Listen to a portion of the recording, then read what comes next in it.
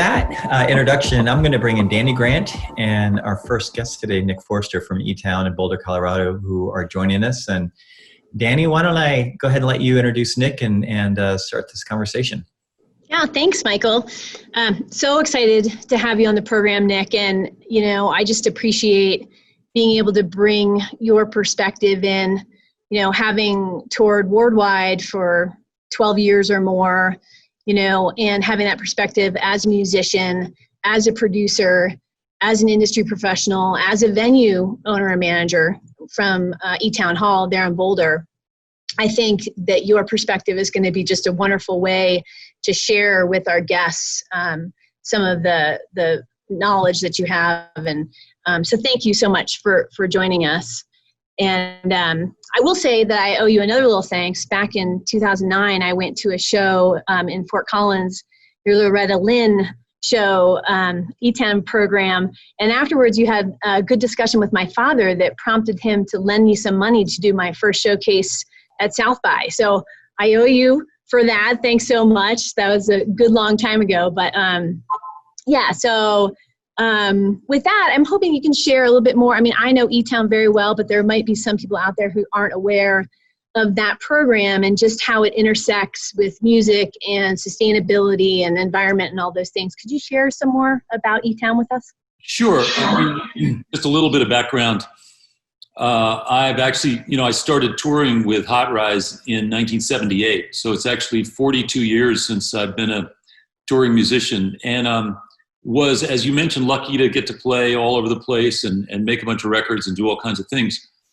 But it really gave me a very clear sense of the ecosystem of performance venues, from the earliest bars and pizza parlors and restaurants and college gigs to slowly getting to play theaters and festivals and graduating to where we could, play really good gigs in almost any city and travel all over the world. It was awesome. And along the way, I got exposed to media by playing on the Grand Ole Opry or Austin City Limits or, various Imperium Companion, Mountain Stage, lots and lots of radio shows and TV shows. And sort of in around 1990, Rize had pretty much done what it set out to do, and I was looking for another opportunity. And I wanted to combine my values and my concerns as a parent of 3 kids, 3 daughters, with my skills and talents as a musician and as a sort of front person. I was a spokesperson for Rize. And having done a lot of radio and TV and stuff, I just thought, well, wow, I want to start a radio program that will be mixing live music performances from some, world-class artists, but also introducing discussion around how we treat each other and how we treat the planet. And those were the things that were important to me. And I can tell you that I was met with lots of derision and discouraging comments from program directors and funders and all kinds of people, including National Public Radio at first. But if you do anything long enough, and if you get better at it, you'll find an audience. And so eTown launched in 1991 with about 40 radio stations. We now have about 300 radio stations that carry the show every week. And about 10 years ago, or 12 years ago, we bought an old church in downtown Boulder, 17,000 square foot building. It was in pretty rough shape, and spent millions of dollars renovating it and turning it into a great facility for us to tape our shows, but also as a recording studio and offices and community spaces. And our trajectory was pretty solid and pretty steady. And what's so interesting about this moment, the COVID moment, is that even though we have a global audience, we make videos, we make podcasts, we make radio shows, we do all this stuff. I think we're over 1 million views a month on our YouTube channel. We've got lots of podcast subscribers. We've got people listening to the show from all over the world. But we've been making our shows and capturing our shows in front of a live audience all these years. And starting in March, we couldn't do that anymore. So what's so interesting to me is, as a performer, this is the longest time I've not been on stage in many decades. And that's weird, just to not be on a stage. And And it's also weird to have this beautiful facility that's dark. And so there's nothing going on at eTown Hall. So what's interesting about my world, I guess, are three things that are sort of, different about eTown. One is we've always been about more than just the live event and live venue and the flow of ticket revenue that sort of drives the business. We've always sort of had this two-headed beast where we have live events in our venue and we capture our shows in front of a live audience, but we also are a media making company. So we are still making media. We just have to pivot and figure out a new way to do that. So that's one advantage that we have, frankly, over a lot of other venues that have had to shut their doors and literally don't have either the infrastructure or the team or the equipment or the experience or the audience that's already established to continue to utilize their facility on behalf of creating shows and music for an audience. The second piece that I think is interesting is that the shutdown is forcing all of us to rethink and pivot and think about how we do what we do and challenge our assumptions and get out of our comfort zone. And the comfort zone is gone. So that's not an option. So to get out of our comfort zone and really think about what are our skills, what are our gifts, our talents, our interests, how can we serve our community in a way that's that we're uniquely suited to do. And then the third piece is the social moment that we find ourselves in, where those assumptions about us being inclusive and respectful also are getting challenged. And so that's making us all think about the content we create, the shows we produce, the artists we welcome, the conversations we initiate in our communities. So in those respects, in the midst of the absolute crisis that we're facing, as literally millions of people are out of work and their jobs that they had don't exist anymore, and all the venues that we know and love and places where we've seen amazing performances are shuttered. I'm seeing if we can weather the storm, and as we heard earlier about those great bills that are going to be presented, that Congress is at least going to, address, is that there are opportunities for venues to get some relief. As you may know, I was involved with a couple of those virtual concerts that happened that were Colorado-centric. I co-hosted one with Brett Saunders, and then I performed a couple songs on another one with my wife, Helen. Anyway, those two things raised $1.2 million, I think, for Colorado music workers and some restaurant workers. But so in a way, the community is stronger and coming together, and the sense of competition and that sort of dog eat dog music business stuff is really in the rearview mirror now. So there are some positives that are in the midst of all this stuff. And sorry if that's a long-winded answer, but eTown has always been about more than just the music. It's music plus conversation, plus highlighting stories of people who are doing great things in their communities on behalf of large problems. And I always wanted to make sure we could demonstrate that individuals can make a difference. And so now we all have a chance to demonstrate that. Yeah, I think it's wonderful. Some of the things you've pivoted into, I've really enjoyed watching, Teach Me One Thing. Right. With Billy Strings and some of my favorite people just doing, Sarah Jarosz doing, very different things other than what you usually see them doing. So I appreciate those novel creative ideas, and hopefully that's inspiring to some other venue owners and people who are holding these spaces and have the gig workers that aren't, being utilized in their normal capacities, to try and provide them with new creative ideas and generate new options for them. So I love seeing those. Yeah. I think there's we're all getting a little zoomed out. We're all getting a little live music from closed venues with no audience. We've seen a lot of that stuff, and we will continue to support our friends and our colleagues in whatever way we can. If it's filling the tip jar when they're playing their new song from their bedroom in their pajamas, we'll do it if that's what it. But I think to your point, there is an opportunity to innovate. And the Teach Me One Thing series was just, I didn't want to just call my friends and say, hey, how are you doing? Yeah. I figured, it'd be nice if I could call these people and say, hey, we're all sitting around, you're sitting around, stuff I don't know, teach me something. And I was really lucky to get a local guy to do some animation. There's been some claymation and some different ways they've animated the thing. But yeah, to have Steve Martin teach me how to shuffle a deck of cards, or Billy Strings teach me something on the guitar. Serge Rose talked to me about how to make sourdough starter. Yeah. That's just a pivot, right? That's just a way to share my access with my circle of friends. And but anybody can do stuff like that. It's not easy to do it well. And for most of us who are limited to our homes and our computers and our phones, we have to be extra creative to think about ways to make that happen. Yeah, I think also the importance that you put on utilizing your global platform. I think, instead of kind of just being more self-serving, I think you've provided opportunities and used what you've created and generated to try and bring opportunities to other people.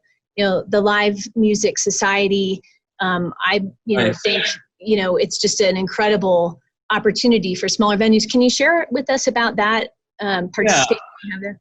I got to know this guy, Pete Muller, a friend of mine. He's historically bi-coastal between California and New York, but he's a numbers guy by nature. He's a math nerd, and he turned that into a very successful investment firm that he's run for years, and I think he has 200 employees, and he's really good in the world of investments, and I'm terrible at that. So, and I didn't ask him to teach me about it, but anyway, he's good at that. He's made a lot of money, but he's also a serious musician. He's a piano player, songwriter. He has a band. He's done some touring, limited touring, predominantly small venues, and he recognized that small venues are really a fundamental part of the creative ecosystem, not just in each community, but nationally. And he really saw that even before the pandemic, that there was an opportunity to support small venues. And I think the definition that he came up with of the kinds of places that he was most concerned about were rooms that held, between 50 and 250 people, and that were predominantly listening rooms. And so that I know that takes a lot of, the Birchmere, for example, in Alexandria, where I've played a million times, that's too big, right? And bigger venues that have make robust contributions to their community and their local economy. Many of them rely on liquor sales, or they rely on private events or other things to keep them going. Those aren't the ones that Pete was concerned about, and it's predominantly because he hasn't, in his career, he hasn't played those kinds of venues. He's playing small rooms.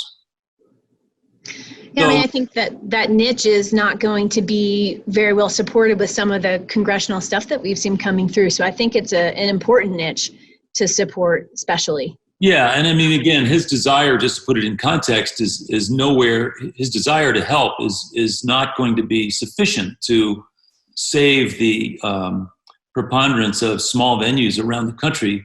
But just to give you a little background, the applications are up on the website, Live Music Society website.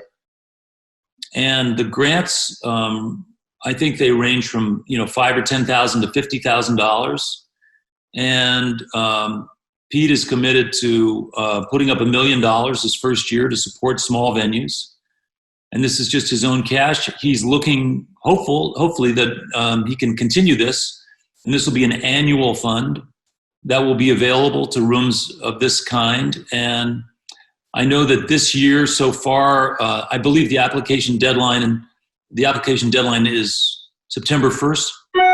And they've already gotten about 100 venues have applied already.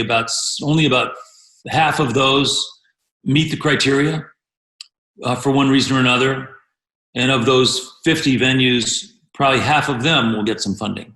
So it's not a sure thing that anybody's going to get the dough, but the idea is that there's 20, 25, 30 venues that are going to get some substantial financial relief at a time when they really need it. And just candidly, his original concern and his original desire was, I want to help these clubs do the thing they've never been able to afford. Like, I need a new website. I need to put a bathroom near my dressing room. I need to upgrade my PA system. I need to hire a marketer. I need a new lighting board, that kind of stuff. And of course, now it's just like survival. It's like, what can we do to help these venues literally pay their rent, make their mortgage payments, solve the waiting game while we wait for this thing to open up. Yeah, I mean, I wonder, if you didn't have this thing going on, this COVID situation, where would you be spending your time? I mean, I think it's wonderful to work through the Live Music Society. Where would you have been right now had we not been in this pandemic? Me personally? And eTown and, the business and... Well, the reality is, Dani, that, kind of what we've been talking about the pivot, right? We've been talking about how we adapt. And so I'm being forced to make some changes that I think are going to really be helpful for eTown. So in the long run, on October 1st, we're launching our new season of eTown shows, in which I am literally going to be interviewing my musical guests, but I'm going to be playing their records. They're not going to be playing live in my venue. And I got to that decision after thinking about all these other permutations of how I might be able to capture the show, the content for the show. But I realized that if I put my house band in our studio and I said, okay, Lucinda Williams, which songs do you want us to learn from your new record? We'll send you the tracks. You add your vocals at your home studio. You send it back to us. We'll have a thing and we'll make our own music together. It's fundamentally disrespectful of the fact that she just went through all this with her own band, went in the studio, made a record, was happy with her vocal performances, mixed it, mastered it. And frankly, there's not much she can do with that. She can't tour behind the record. Not a lot of people are just buying records anyway. And so this is a way for me actually to respect my peers and my friends and my colleagues and my heroes who go through still that exercise of writing songs, going in the studio, recording and making records. And then I can actually talk to them about why this song, how this song, what they made, what the choices they made in the studio. And so it'll change the tenor of our conversation. One thing that I'm insisting on, though, is I still want to have two original pieces of content. One is a stripped down, live from home, acoustic guitar and vocal, just, what do you got? And then the other is, we've always had the finale at the end of our shows where we have two artists who typically don't know each other and don't come from the same universe. We've had an opportunity for them to play a song together that they literally, we all figured out, we'll give everybody about 45 minutes to find a song, pick a key, find an arrangement, and rehearse it. And then that's what we do. So it's like real life, real-time creativity. And I think we can still do that in COVID times. Picking a song, I might actually ask our listeners to help choose the song that the artists are going to do, and then go in the studio and make it happen remotely. So we'll still have some original, fresh content, plus the interviews. And frankly, as I was talking about before, this moment of social upheaval and sort of coming to terms with our racist past and how we treat each other. I think that gives us an opportunity with eTown to raise our game in terms of our reporting and our content creation for a radio show, and really think about what stories we want to tell and how we want to tell them, using sound design, using field reporting, using great journalism techniques. So I think the show it'll still feel like eTown, but it's going to be different, and that's my challenge. But it's also, I think, super exciting, and we wouldn't be doing it were we not in this place where we can't do shows in front of a live audience. Dani, I'd like to jump in if you don't mind, because Sure. Nick, over the last couple of months, we've had a lot of conversations about non-commercial radio, and we've talked to KXP, we've talked to Radio Milwaukee, we've had WWOZ. We've really been across the country highlighting the role of non-commercial radio in our musical landscape. And I'm so interested by what you're just talking about in terms of it's not a hard pivot per se, but it feels like we're at this really interesting transition time with old sort of distribution models or legacy distribution models and affiliates, and everybody tune in at 7:00 or whenever it is, it's broadcast live. And then we've got the on-demand and podcasts and other technologies, and of course the pivot towards video. And it seems like the last couple of months have been a really complicated time for public media, because the kind of scare headlines are that the economic model is collapsing because we're losing commuters, and that's a lot of the economics of the public radio whole ecosystem has been based on ad dollars or sponsorship dollars connected to commuters and amassing ears, which has gone away. But at the same time, we all know that as everybody's been home, it feels like the intensity of the personal relationship with our favorite stations is growing. And it's this weird sort of, collision point. And I'm just wondering, again, this is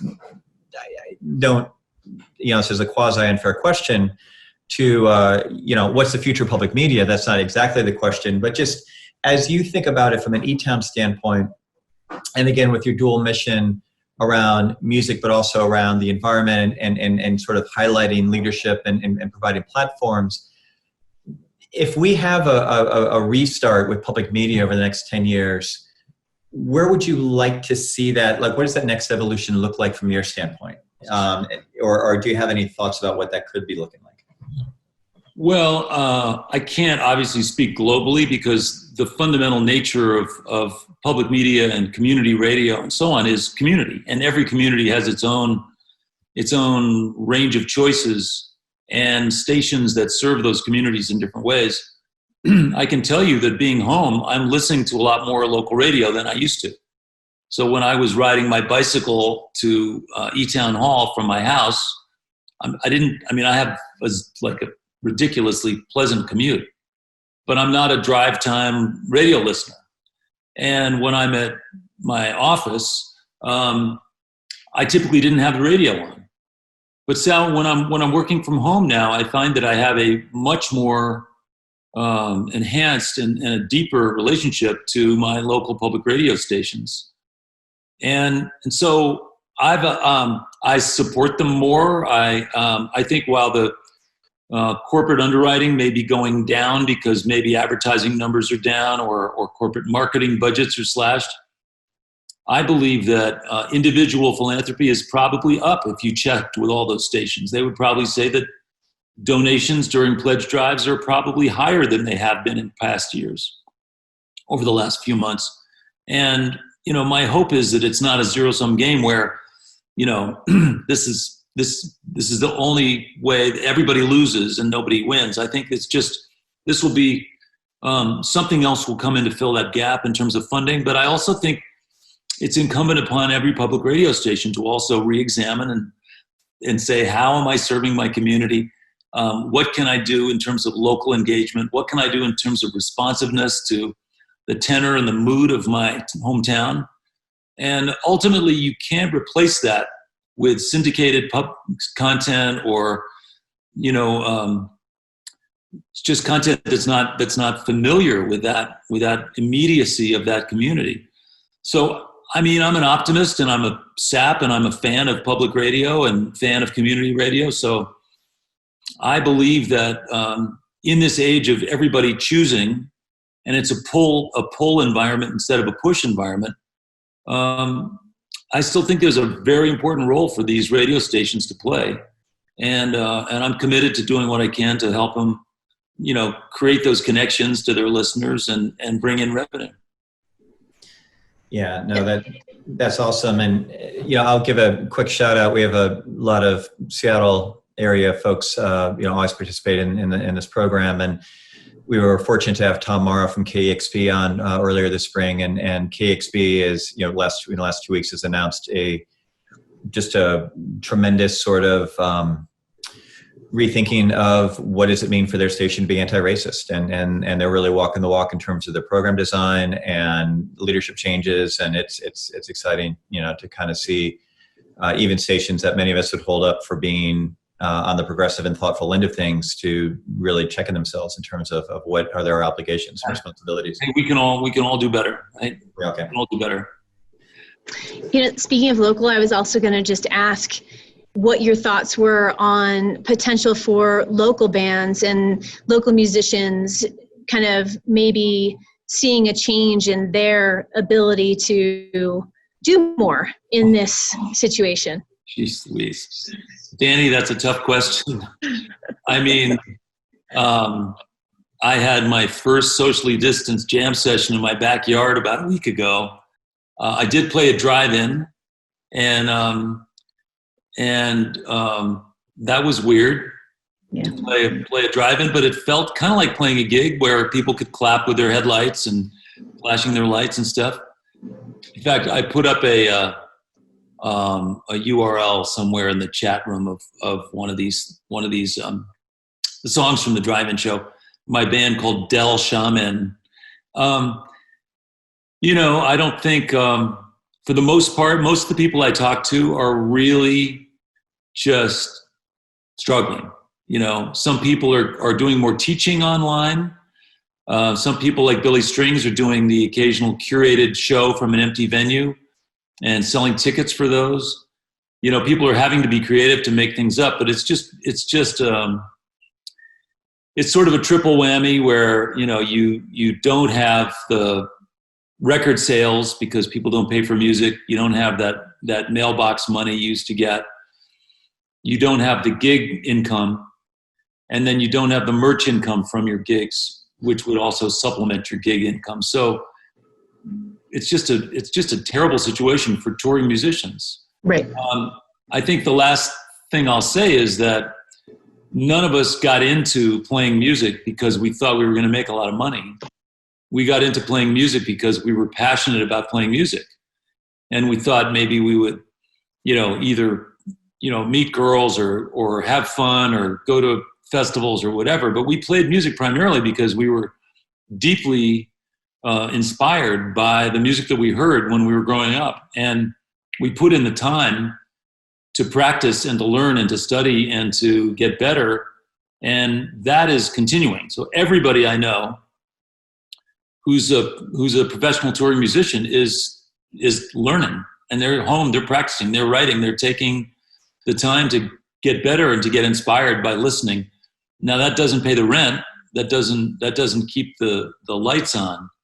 And that's a real concern, because a lot of, depending on your history, whether you were in, somebody's support band, or whether you were a studio player, or whether you were just picking up gigs and you played in 5 different bands in your hometown, those are not typically easy ways to get unemployment and federal benefits, because you cobble together your income from a variety of different sources.